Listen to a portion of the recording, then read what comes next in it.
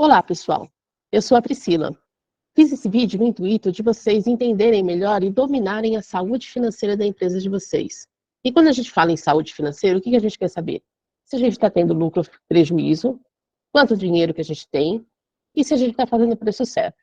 Então, se a gente entender nossos custos, a gente vai conseguir responder todas essas questões.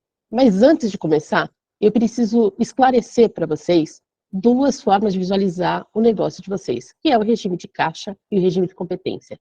Eles são ferramentas complementares, mas não podem de forma alguma ser misturados, porque são raciocínios diferentes, tá? Enquanto o regime de caixa é quando ele acontece a movimentação financeira, de fato, quando o dinheiro sai de um lugar e vai para outra mão, né? Ele fala de contas a pagar, contas pagas, contas recebidas, contas a receber. Os documentos que a gente mexe quando a gente fala em regime de caixa são boletos, são transferências. E ele responde a seguinte pergunta: quanto dinheiro que a gente tem? Se a gente tem dinheiro para pagar os nossos compromissos no futuro próximo. Já o regime de competência, ele só se ativa quando há o fechamento da negociação. Então, quando a gente vai e a gente compra, a gente vende.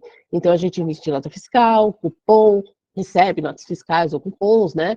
E ela tem uma competência, quer dizer, um período de tempo, tá?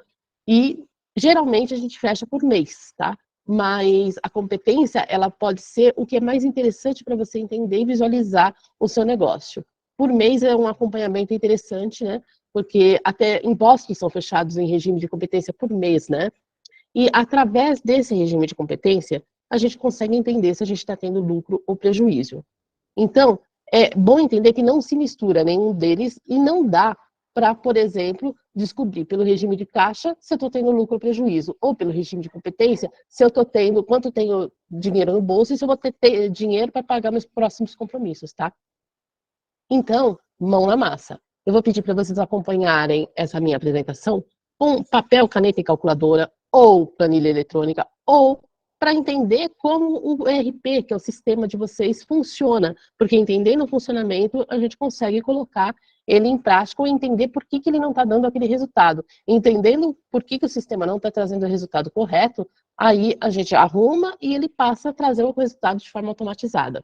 Eu escolhi fazer essa apresentação no Excel, numa planilha eletrônica, para que vocês possam fazer cálculos juntos comigo. Então vamos lá, vamos falar de fluxo de caixa. O fluxo de caixa é uma ferramenta do regime de caixa. E aqui é a única hora que eu vou falar sobre regime de caixa. Aqui eu vou falar de contas a pagar, contas pagas, contas a receber e contas recebidas. Então, eu tenho uma planilhazinha do próprio Sebrae, aqui é um print dela, mas eu tenho ela para passar para vocês.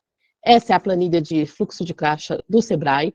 Então, eu vou abrir aqui o mês de janeiro. Como eu falei, a gente conta só o que entra e o que sai.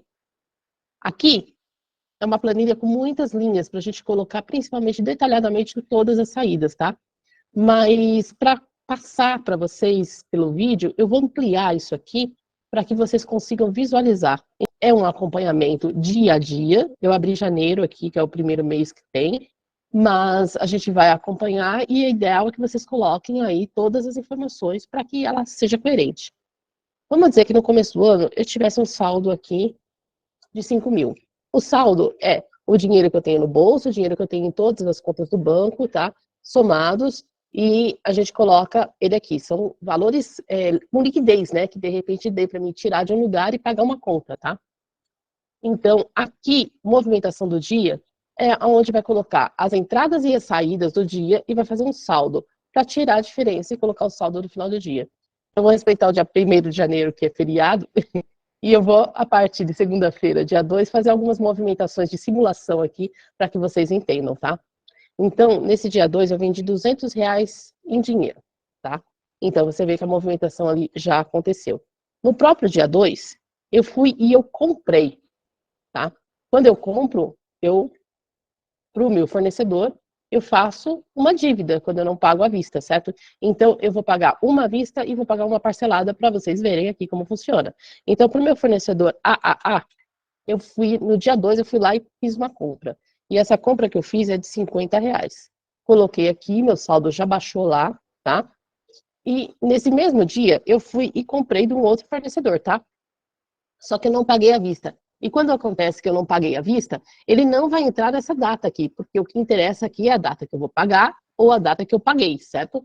Então, eu vou falar que eles me dão uns dias. Para não sair do mês, para vocês entenderem aqui, eu vou falar que minha compra foi foi R$ 100, que eu vou pagar R$ 50 no dia 10 e mais R$ 50 no dia 20. Então, ele tem aqui uma provisão do que vai acontecer, considerando que a gente está lá no dia 2 de janeiro, tá? Então, dia 20 eu vou precisar de R$ 50 para gastar com isso aqui, tá? Mais do que isso, eu coloquei fornecedores, né? Vamos colocar um fornecedor que extrapole o mês, né? Então, esse fornecedor aqui, o C, eu comprei no dia 2 de janeiro, eu vou pagar só em 2 de fevereiro, 30 dias, como normal, né? Que a gente faz muitas vezes. Então, aqui eu não vou colocar nada, eu vou colocar quando eu vou pagar, certo? Então, eu vou voltar aqui para ele voltar nos meses e vou colocar em fevereiro, tá? Então, dia 2 de fevereiro, eu tenho aqui o meu fornecedor, que é o fornecedor C, e aqui eu comprei, sei lá, R$ 200 para pagar aqui em fevereiro, tá? Eu vou voltar para janeiro, vamos fazer de conta que a gente está no dia 2 de janeiro, tá? Beleza. Estou aqui no dia 2 de janeiro, eu vendi, e aí eu vou lançar alguns compromissos que eu tenho para que no mês eu entenda o fluxo do meu caixa, tá? Então aqui, ó, tem várias linhas com os itens que eu vou ter que ir pagando ao longo do mês. Então, folha de pagamento geralmente acontece no 5º dia útil. Então aqui eu já vou colocar um valor que eu vou precisar para a minha folha de pagamento de R$ 3.000. Então, vamos pensar que nós temos aqui no dia 2, tá? Então, a gente visualizou que aqui, no dia 6, o valor que eu tenho de saldo vai baixar bastante, considerando o que eu tinha. Ou então, vamos dizer que minha folha de pagamento aqui é maior. Vamos dizer que minha folha de pagamento seja 6.000. Isso quer dizer que vai faltar R$ 850 até o dia 6, que eu preciso me virar para fazer minha folha de pagamento, tá? Vou deixar positivo, né? Um exemplozinho, né? Então, aqui você vai colocando todos os seus compromissos, o que você tem para pagar e o que aconteceu. Então, vamos dizer que dia 2 finalizou, tá? Eu só tive essa movimentação. No dia 3, eu vendi. Eu vendi via Pix e me pagaram mais R$ 400. Ele aumentou do meu caixa. E não aconteceu mais nada dia 3. No dia 4, eu quero aqui de propósito colocar aqui uma venda a parcelado, tá? Eu vendi em crédito no cartão. Eu prefiro não colocar aqui, que eu tenha vendido aqui. Ele não entrou direto no meu caixa, esse R$ 500. Na verdade, esse R$ 500, ele foi feito a transação, não é que eu prefiro, a transação foi feita hoje, eu vendi R$ 500, mas ele não vai entrar aqui, ele vai entrar daqui 30 dias. Então, eu não coloco aqui. Vendi R$ 500 no dia 4 de janeiro, então, em 4 de fevereiro, eu vou colocar aqui que eu tenho as entradas a prazo, cartões de crédito, 4 de fevereiro, e aqui eu já vou até calcular o líquido, porque o cartão aqui, ele vai me tirar uma taxa, vou colocar aqui de 5%, eu já vou por 475.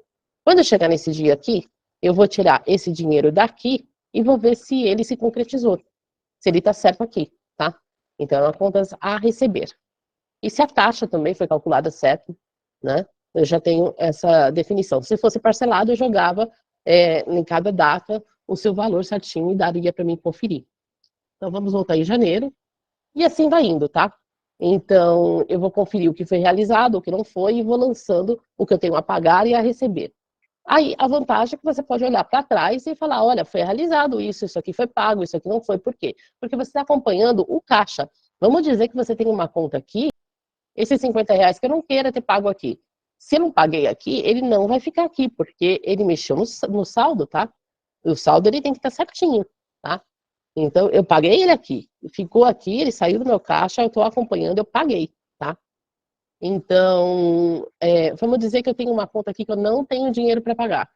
Depois do pagamento, eu comprei de novo aqui, eu tinha uma conta para pagar, que tinha vencimento aqui, ó, depois do pagamento, R$ 3.000. Então, essa conta aqui deduziu do meu caixa. O que eu fiz nesse dia? Eu liguei para o meu fornecedor e falei assim, me dá mais um prazo. Aí, o que aconteceu? Isso não se realizou aqui. Aí, ele falou assim, tá, eu vou te dar um prazo. Você consegue me pagar até o dia 20? Então, eu vou tirar daqui e colocar até o dia 20, porque foi o acordo que eu fiz com ele. Até o dia 20, eu preciso ver como que eu vou fazer para pagar ele, aumentar minhas contas, para que eu venda, vamos supor que aqui eu tenha vendido, tá? E aí eu vou conseguir cumprir meu compromisso, tá? Tudo que ficou registrado para trás foi feito porque o saldo ele tem que bater sempre. A gente tem que perseguir que esse saldo bater. Bom, fluxo de caixa, regime de caixa. É a única hora que eu vou falar sobre regime de caixa, tá? Daqui para frente, eu só vou falar em regime de competência. O regime de caixa ficou para trás. Não vai me interessar nada do que eu tenho a pagar ou receber, ou o que eu paguei ou recebi. O que vai interessar a partir de agora são as negociações que eu fiz, as vendas que eu efetivei no dia e na competência, mês e ano, tá? Então, agora, regime de competência, a gente vai entender a margem de contribuição. O que que é? E é o jeito mais fácil da gente entender se a gente está tendo lucro ou prejuízo, tá?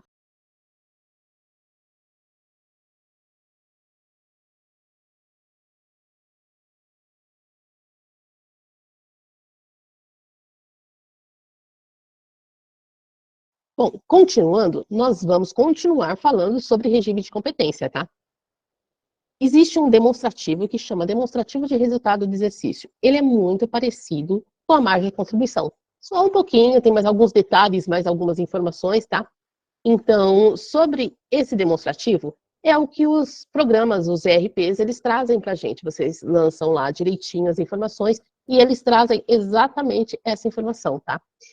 Também é uma planilha enorme, eu tenho ela aqui para passar para vocês, e eu vou detalhar ela, só que eu quero que vocês entendam que ela é muito parecida com a margem de contribuição, só que com mais alguns detalhes. Vou abrir.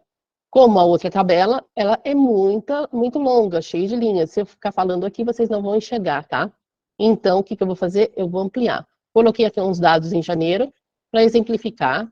Acho que assim dá para enxergar. Então, eu coloquei aqui que eu vendi 50 mil em janeiro, à vista, e 50 mil a prazo. Que eu concedi um desconto aqui de 2 mil e que eu tive 1.000 de devolução. Então, ele me dá o resultado líquido de vendas, tá? Esse resultado líquido é as vendas menos esses descontos que eu tive. E aí, ele me fala quais são os custos diretos que eu tive. Eu coloquei aqui que os custos de matéria-prima e de mão de obra que eu tive para fazer esses 100 mil foi 37 mil, tá? Calculei e coloquei aqui. É um exemplo, é hipotético, mas é para vocês calcularem aí o de vocês. Então, aqui ele soma e coloca acima, tá? Ele me pergunta sobre os impostos e as taxas de cartão. Então, eu coloquei aqui o valor de imposto e o que eu paguei de taxa de cartão. Ele soma aqui o que colocou em cima, tá? Foram os 13 mil. Então, a gente continua no nosso exemplo. Ele fala o que é a margem de contribuição bruta, tá? Que é, eu vou voltar aqui para vocês verem o que ele fez, tá? Ele pegou as vendas líquidas, isso é, sem os descontos e sem as deduções, tirou os custos referente a essa venda líquida e tirou as despesas também referente a essa venda. Não é muito parecido com a margem de contribuição? Então, esse valor aqui é o resultado que a gente tem lá, a margem de contribuição bruta, é o resultado que a gente tem lá antes de pagar as nossas contas fixas. Aí ele pergunta aqui, o que eu tenho de contas fixas?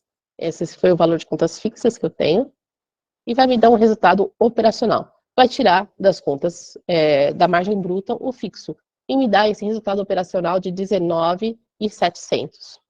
Por que ele não acaba aqui? Porque se eu tiver algum tipo de empréstimo ou juros, ele não vai ser um resultado operacional. Ele vai ser um resultado financeiro quando eu pagar os meus empréstimos. E poupança também, por exemplo. Você tem um rendimento extra, que a gente está falando de coisas financeiras, né? Então ele faz um débito e crédito e coloca um resultado líquido. E é esse resultado aqui que é o resultado do seu mês. 18.500, ele pagou o que você comprou e gastou para poder fazer o seu faturamento, e sobrou 18.500 para você reinvestir e fazer o próximo mês, tá? Ele calculou aqui as porcentagens de tudo, então aqui dá 19,12 de resultado, tá? Que é um lucro, né? E aqui embaixo ele calcula alguns indicadores. Lá na planilha, eu tenho, na apresentação, eu tenho detalhado explicando esses indicadores. Mas se eu tenho 19 de lucratividade no mês, ele calcula um ponto de equilíbrio, a porcentagem ponto de equilíbrio, a margem de segurança, a porcentagem dele e o ponto de equilíbrio financeiro, que é com empréstimos, tá? Eu vou detalhar o que é cada um lá na apresentação. E aqui, se a gente mexer na margem de lucro, tá? O que interessa aqui, para mim, se não sair dessa planilha, é o seguinte, em janeiro, tá, ainda. Ele me falou que o ponto de equilíbrio é 56 mil. Isso quer dizer que eu preciso vender 56.342 para não ficar no prejuízo. Então, eu vou subir em fevereiro, eu vou colocar esse valor aqui como venda, para ver se aqui no final do mês, o meu resultado seja zerado. Para confirmar o que ele falou, se eu preciso, para zerar, para não sair no prejuízo, né? Mas também não ter investimentos e tal, se 56 mil cobre minhas despesas. Então, aqui no meu mês de fevereiro, eu coloquei que eu faturei exatamente o ponto de equilíbrio, 56.342,55. E aqui eu mantive em percentual tudo aquilo que a gente deu de desconto. E a ideia aqui é que o resultado final dele seja um resultado zerado, tá?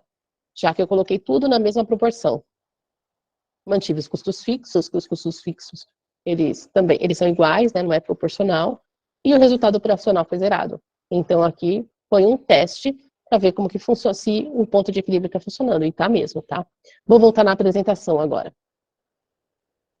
Como eu mostrei na própria planilha, como funciona, ele me traz esses resultados aqui e me fala se eu tive lucro ou prejuízo. Lembrando que ele fala de regime de competência, tá?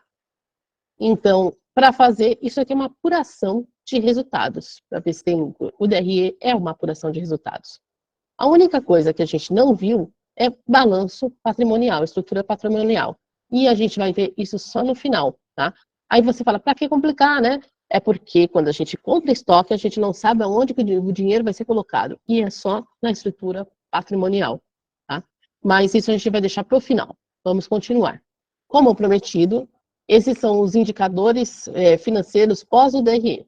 Então, aqui eu fiz uma simulação aqui, que eu tive 97 mil de faturamento líquido, tá? Já tirando os descontos e tudo.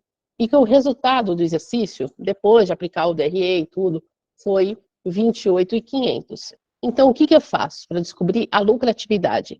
Eu divido o resultado que eu tive pelo faturamento, tá? E isso aqui me dá 29,43%. E isso é um indicador financeiro de lucratividade. Através das despesas fixas, que foram 17.300, e também calculado lá no DRE e tal, eu cheguei que a margem bruta da contribuição é 48,45. Também é um cálculo aqui, tá? Que é feito lá no DRE. Então, eu chego no operacional, no ponto de equilíbrio operacional, que é pegar as despesas fixas e dividir por essa margem de contribuição em porcentagem, tá? E dar o valor que eu preciso faturar por mês para ter um ponto de equilíbrio zerado. Ele calcula isso em porcentagem, né? Que é a relação entre o faturamento mínimo para o resultado zero em relação ao faturamento líquido, tá?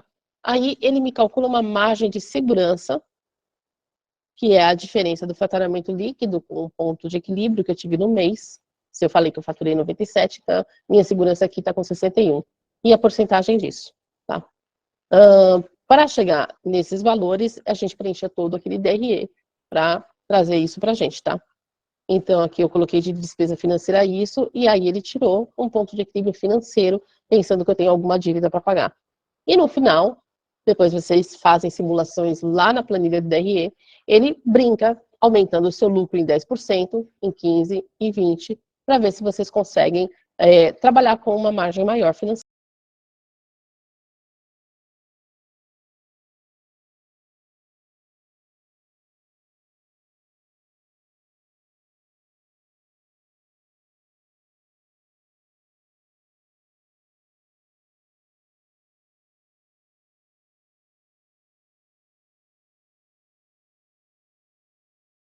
Agora, já que a gente já viu que é custo fixo, que é custo variável, e entendeu o que é lucro e prejuízo ali no nosso negócio, por que não dar uma conferida se a gente está precificando certo? Então, olha, não existe um jeito único de precificar. Eles são formas complementares, tá?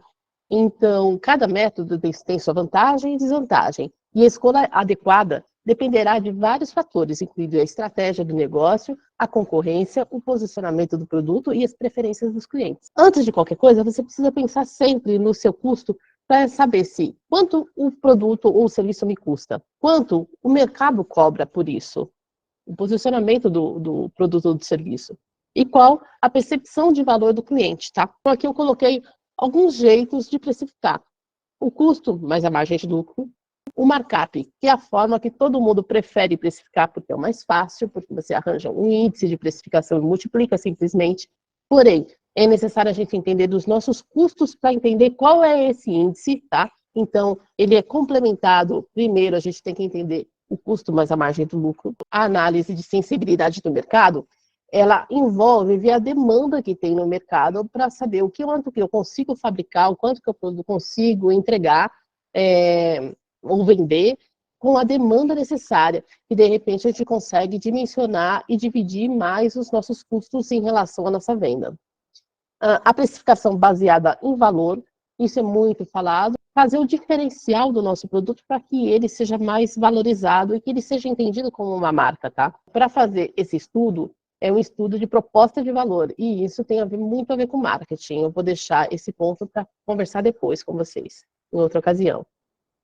A precificação que muita gente faz, baseada na concorrência, que é tão errada, ela é perigosa, né? Porque às vezes a gente pensa que a gente consegue se concorrer, mas a gente não consegue fazer o volume necessário para que aconteça, tá? E o preço de penetração, que é justamente entender se vale a gente trabalhar com uma margem mais baixa para poder entrar no mercado de trabalho em uma atuação. Antes de começar, eu quero falar para vocês que existe uma confusão. E qual é a confusão?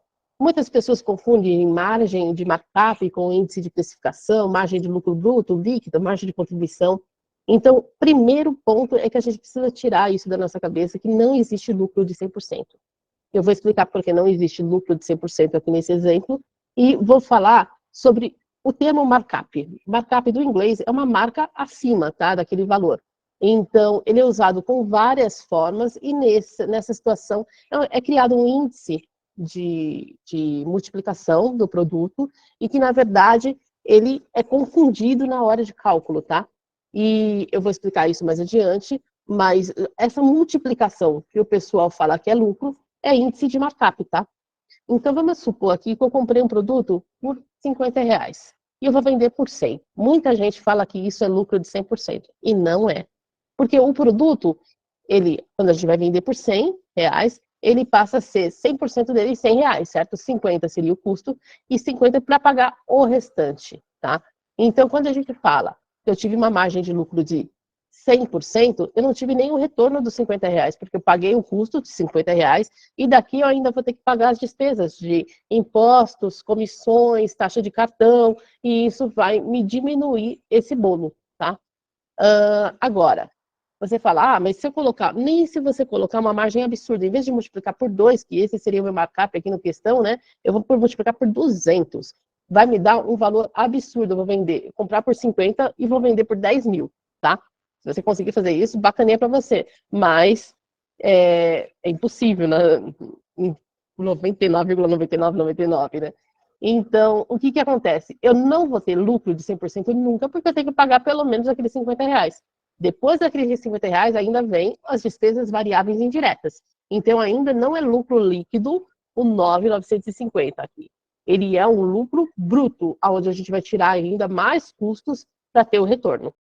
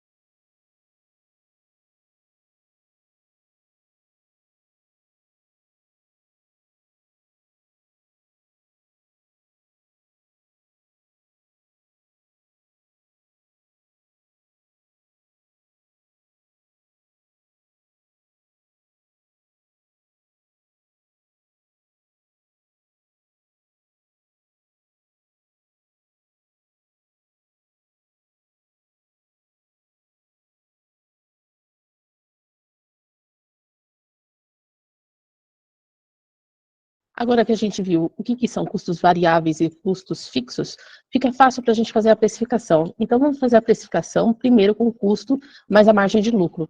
Mas a gente vai usar as outras formas, né, depois de calcular, porque elas se complementam e ajudam na formação do nosso preço. Então, hipoteticamente aqui, eu vou falar que o custo direto de matéria-prima, que eu vou colocar aqui de preço, seja R$ 50, que eu comprei uma blusinha por R$ 50. Vamos ver que eu tenho uma loja. Aí, eu tenho que fazer o rateio de custos fixos. E aqui é que fica difícil. Eu vou passar para a tela do rateio e depois eu volto para cá. Considerando que meu custo fixo é de 5.900 e que eu vou levar em consideração uma média do que eu tenho de vendido já, o estoque ou a compra que eu tenho, eu vou levar em consideração que eu vendo aí 120 peças por mês. Então, se eu dividir um pelo outro, eu tenho que colocar R$ 49,17 para ratear esse custo fixo na minha loja, tá? Então, vou voltar para o custo e levar essa informação, R$ 49,17. R$ 49,17. Aqui é na revenda. Vamos dizer que o rateio ele é diferente na indústria, no serviço, mesmo que você faça um artesanato. Então, vamos ver como fica esse rateio quando é mão de obra que você tem que colocar junto aqui no seu custo. Quando é mão de obra, você tem que levar em conta. Um mês tem 176 horas úteis de trabalho. Isso é um padrão, tá? Tem mês que é mais, tem mês que é menos, então foi feito um padrão. Aí você multiplica pela quantidade de pessoas diretamente envolvidas na produção. Então, não conta secretária, não conta atendente, não conta sócio que seja só administrador ou cortista, tá? Então, para ficar interessante nossa conta aqui, eu vou colocar que a gente tem 3 pessoas produzindo. Se são 3 pessoas, eu tenho 528 horas úteis no mês. Só que, no mês inteiro, a pessoa fica ocupada o tempo todo ou ela tem uma taxa de ociosidade? Entre um trabalho e o outro, até entrar no outro trabalho, ela fica parada algum tempo? Então, a gente considera aqui essa perda, tá? E essa taxa aqui é uma boa meta para se abaixar cada vez mais, porque isso aqui é um desperdício, você está pagando a hora do seu colaborador, tá? Então, considerando essa perda, né, em vez de 528, eu vou considerar que eu tenho 475 horas úteis dentro do mês de todos os meus colaboradores. Aí eu continuo. O custo fixo da minha empresa, vamos supor que é 5.900. Então, eu pego esse valor de 5.900 e divido pelas horas úteis que eu tenho no mês. Eu tenho que, a minha hora é R$ 12,42. Só que é melhor que a gente trabalhe em minuto. Então, eu divido isso aqui por minuto e descubro que o minuto da minha hora, da minha empresa, é 0,21. Por que é melhor trabalhar em minuto e não em hora? Em hora é legal a gente saber, tá? Que a hora da minha empresa custa tanto. Mas na hora de fazer os cálculos, existe um erro, porque nós trabalhamos os números, os preços, os custos em sistema decimal. E o relógio, né, ele é em sistema hexadecimal. Por isso, quando a gente trabalha, é melhor trabalhar em minutos. O erro ainda acontece, porque o minuto ainda é hexadecimal, mas é bem menor e é, sim, uma aproximação, tá? Então, a gente vai colocar que eu tenho 0,21 por minuto numa fábrica envolvida com esse custo fixo, tá? Então, vamos dizer que um trabalho me demora aí 2 horas para ser feito. Então, 1 hora 60, 2 horas 120 minutos. Esse trabalho, nessa minha condição de custo fixo de 5.900 e 3 funcionários, vai me trazer aí um valor rateado de R$ 24,83 nesse produto, tá? Vou voltar lá para o custo. Nesse primeiro custo, a gente não está contando mão de obra, só uma revenda, tá? Então, aqui está o custo do fixo dividido pela quantidade aproximada de peças que eu tenho no mês para vender, assim, estimada. Eu somo isso e coloco meus custos indiretos. Nós já vimos o que são custos indiretos. Vou pegar na tela para vocês confirmarem. Os custos variáveis indiretos são os impostos, taxa de cartão, comissão, são todas as porcentagens, né? Então, eu vou colocar esse exemplo aqui, ó, 4,8 de imposto, que é a taxa menor do Simples, 5 de cartão, e vou colocar só 5% de lucro, que é um lucro pequeno. É esse lucro aqui que vai dar gás para a gente reinvestir no negócio, é o que vai sobrar para poder ser reinvestido e ter algum retorno depois no final, tá? Mas eu vou usar essa margem pequena, de 5%. Eu vou colocar lá 14,80. Então, aqui, 14,80.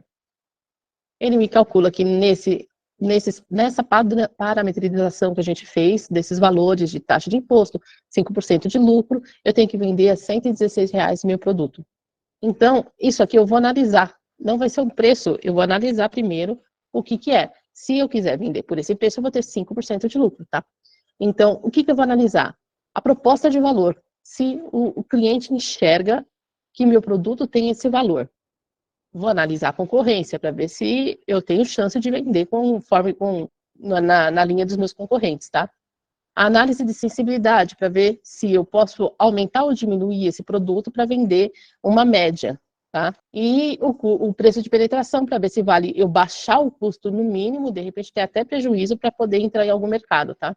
Isso que é um caso raro. E, por fim, a gente vai fazer o markup ou a margem de lucro, só que ela é bruta, e o pessoal fala margem de lucro, né? Que é o seguinte, o índice de precificação, que é o que você multiplica, é simplesmente a razão do preço final calculado pelo custo do produto. Então, aqui eu tenho o preço do produto e eu vou dividir o custo final pelo seu custo. Então, é só multiplicar esse produto que eu tenho por 2,33 que eu vou chegar nesse resultado. Então, aqui do lado eu vou fazer essa conta aqui, ó, só para vocês verem. 2,33. Chegou no 16. Tá? Tem um arredondamento que aí que eu não coloquei o 40 e tudo, aí deu isso. Então, o que acontece aqui? Isso aqui, esse 2,33, ele está considerando o que a gente colocou, 5% de lucro. Se a gente quiser aumentar o nosso lucro, isso aqui vai alterar. Então, aqui, em vez de colocar 14, tinha colocado só 5, eu vou colocar 19,80. Olha lá, que o meu índice aumentou para 2,47. Então, ele é proporcional ao lucro, tá? Vamos fazer um exemplo de custo na indústria, ou serviço, ou artesanato, que você tenha mão de obra, tá?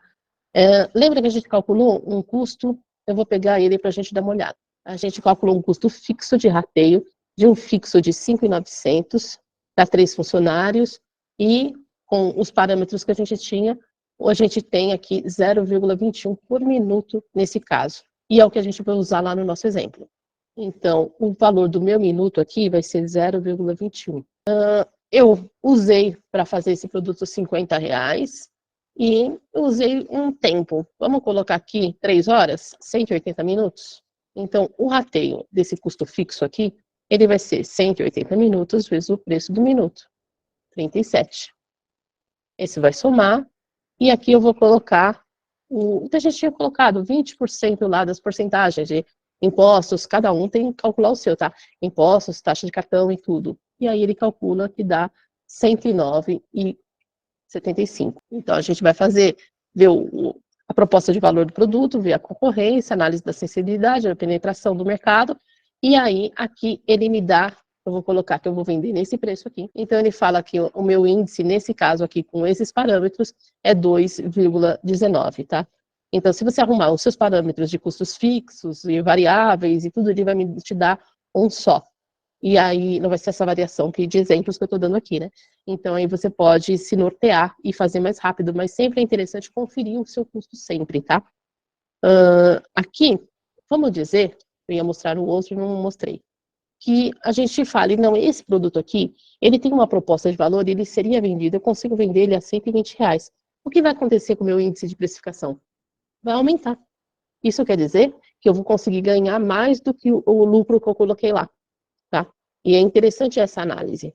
Existe um erro, e muito comum, assim, na hora de fazer um cálculo, que é o seguinte, você pega o custo variável que você tem, você rateia o custo fixo, você junta lá, você aplica 20% de porcentagem, mas na hora você aplica a porcentagem normal.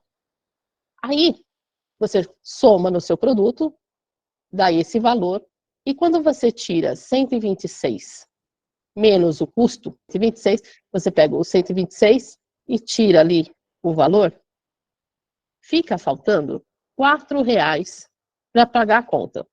Por que isso acontece? Porque existe um erro aqui percentual.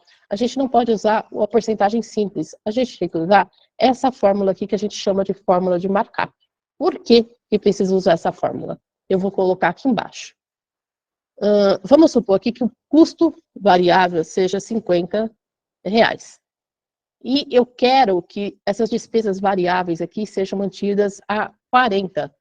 Quer dizer, a minha margem bruta, né, que vai pagar tudo isso aqui, inclusive minha margem de lucro, seja 40%.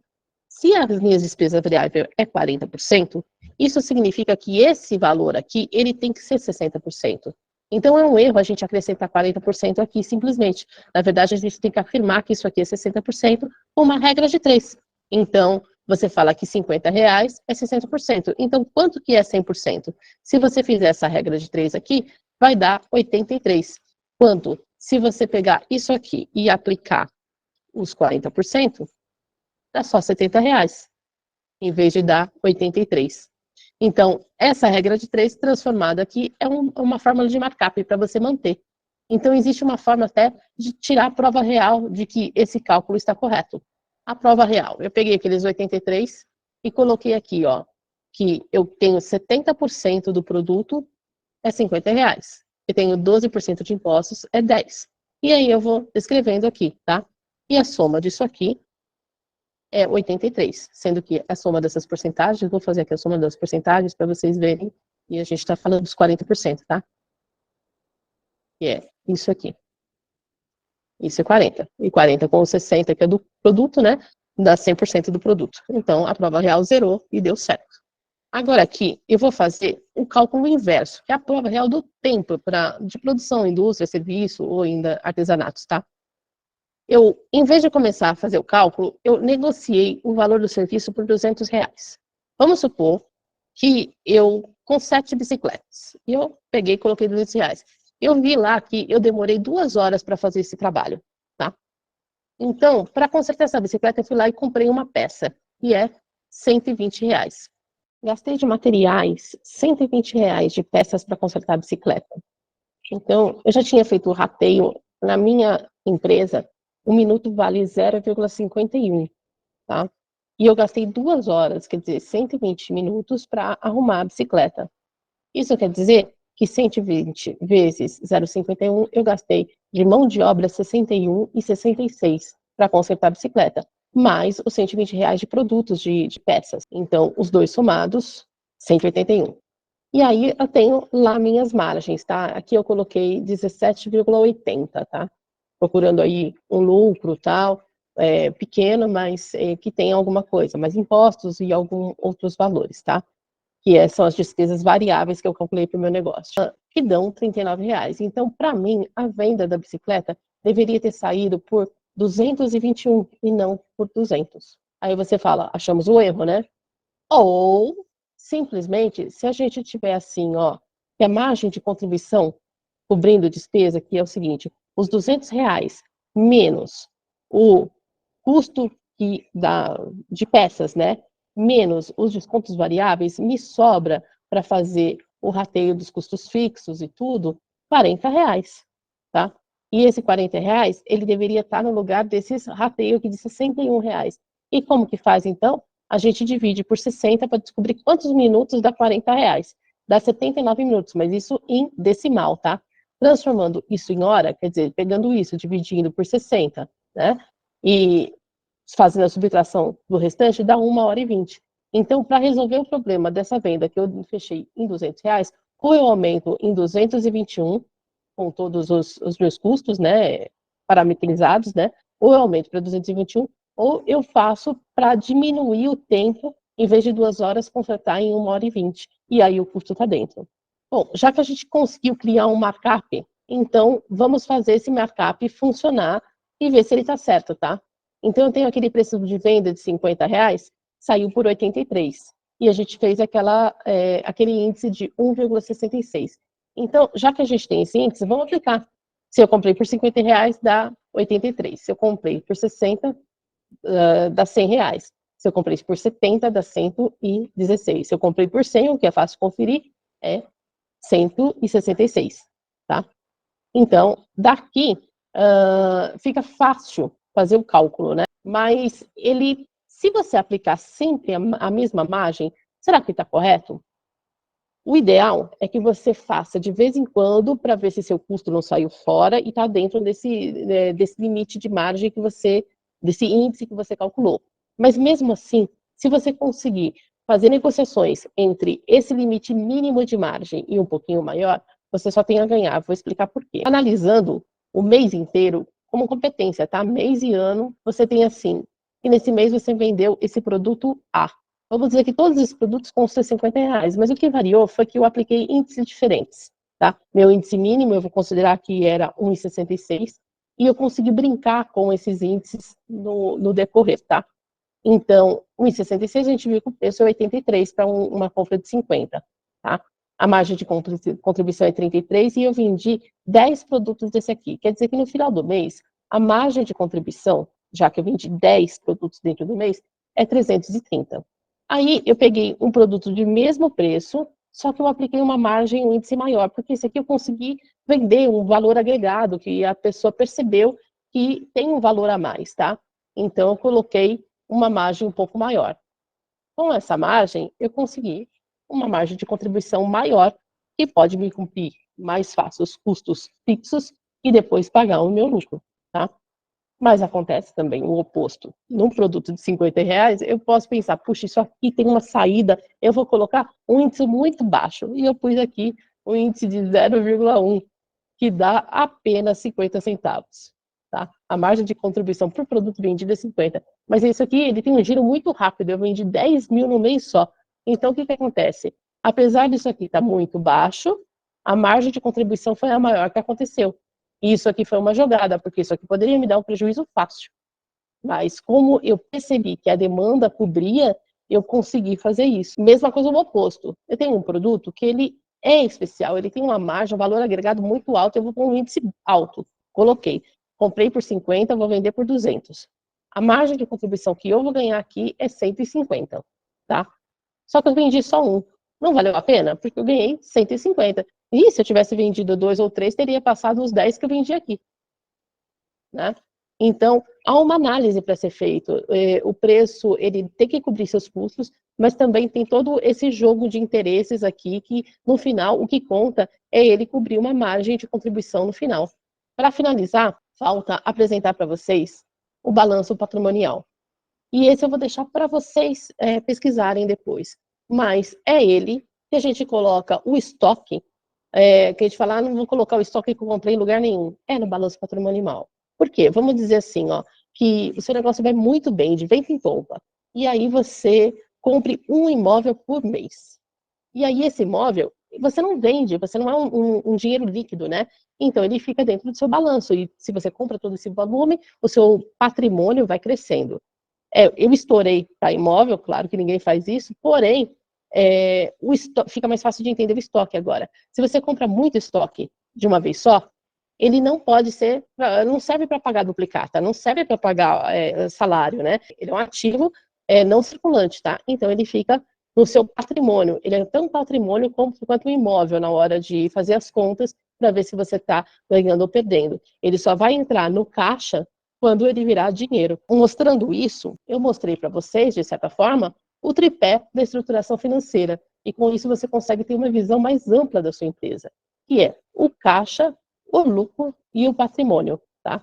E com isso você consegue responder se você tem dinheiro, lucro ou prejuízo, e se você está fazendo o preço certo.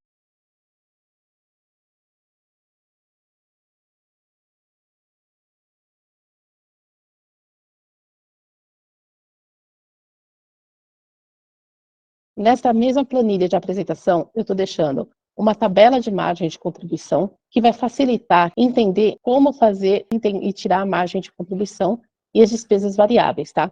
Então, aqui de exemplo, eu tenho a data, a cliente, o produto, o valor da venda, matéria-prima, tá? Igualzinho que a gente fez. Só que daqui eu tenho umas facilidades. Então, aqui, se eu tiver feito algum serviço industrial, vou colocar o valor da mão de obra daqui, tá? Se eu fiz um desconto à vista, por exemplo, de 5%, aqui ele já vai entender e já vai dar o desconto. Aqui eu coloco se foi débito ou crédito, a bandeira, para me facilitar em cobrar a taxa, porque você deve ter uma tabelinha aí do que a empresa te cobra, né?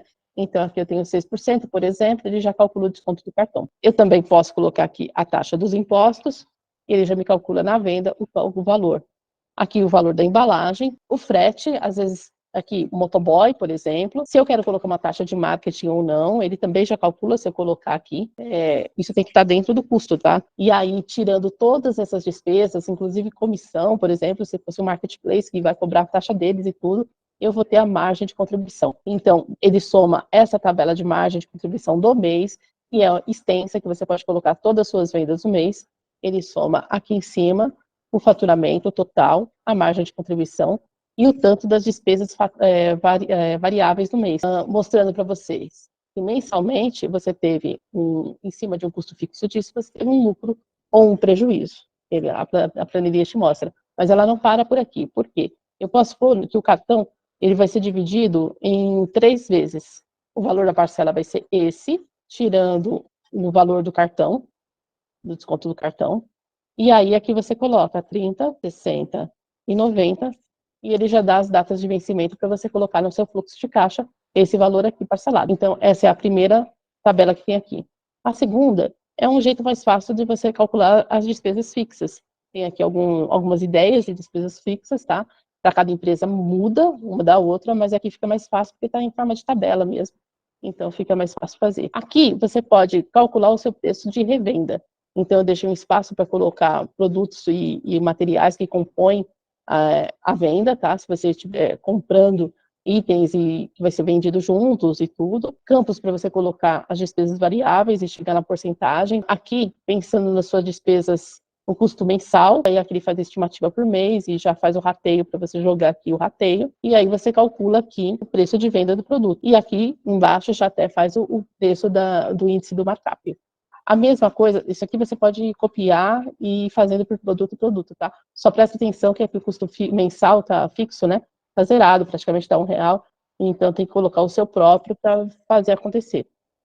E aqui, indústria e serviço, que é a mesma tabelinha, tem espaço para você colocar os itens que compõem o produto que você produziu, e aqui as despesas, tá? Todas as margens, então aqui quantas pessoas trabalhavam, para poder descobrir quanto que vale sua hora, quanto que vale 1 minuto por pessoa, e 1 minuto já é jogado aqui, tá? Então, também já calcula o índice de precificação. Aqui eu tenho uma tabelinha de balanço patrimonial, que é lição de casa para vocês estudarem depois, e é isso aí, gente. E junto com essas eu tenho a planilha de fluxo de caixa e DRE, que eu também mando junto. É só isso. Valeu!